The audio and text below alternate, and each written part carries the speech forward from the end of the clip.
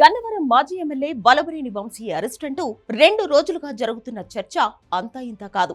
సినీ ఫక్కీలో వంశీ వాహనాలను వెంబడించిన పోలీసులు అతన్ని అదుపులోకి తీసుకున్నారని మొదట్లో ప్రచారం జరగగా అది నిజం కాదని తేలింది. దీంతో ఇప్పుడు వంశీ ఎక్కడా అనే ప్రచారం జోరు మీద సాగుతోంది.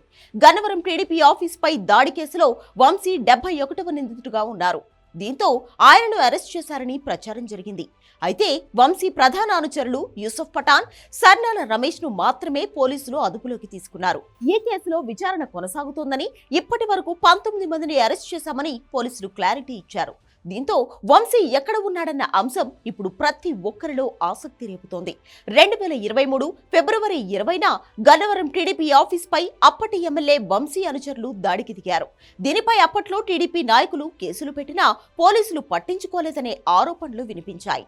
అయితే ఇప్పుడు రాష్ట్రంలో కూటమి అధికారంలోకి వచ్చింది. దీంతో ఈ దాడి కేసు మళ్లీ తెర మీదకు వచ్చింది.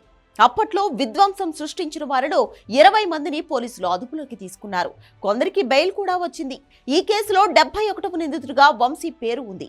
మరి వంశీని అరెస్ట్ చేస్తారా లేదా అనేది రాజకీయ వర్గాల్లో చర్చ జరుగుతోంది. అయితే వంశీ ఎక్కడా, ఎందుకు బయటకు రావడం లేదు? ఆయన ఇండియాలోనే ఉన్నారా లేదంటే దేశం విడిచి అమెరికా వెళ్లిపోయారా? వంశీ ఎక్కడా అంటూ సోషల్ మీడియాలో కొత్త ప్రచారం ఊపందుకుంది. ఇక అటు వంశీ అరెస్టుపై రకరకాల వార్తలు ప్రచారంలోకి వచ్చాయి. ఈ నెల 2న వంశీ సతీమణి గన్నవరం వచ్చారు. వంశీ ఉపయోగించే కాన్వాయ్లోనే ఆమె తన బంధువుల ఇంటికి వెళ్లారు. వంశీ వచ్చారన్న సందేహంతో పోలీసులు ఆ వాహనాలను తనిఖీ చేశారు. దీంతో వంశీని అరెస్ట్ చేశారన్న వార్త ప్రచారంలోకి వచ్చింది.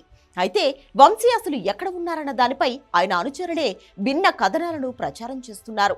వంశీ అమెరికా వెళ్లిపోయారని ఆయన సన్నిహితుల్లో కొందరు ప్రచారం చేస్తుండగా, వంశీ ఇటీవల అమెరికా నుంచి తిరిగి వచ్చారని, ప్రస్తుతం రాజస్థాన్, బెంగళూరులో ఉంటున్నారని ఆయన అనుచరుల్లోనే మరో వర్గం చెబుతోంది.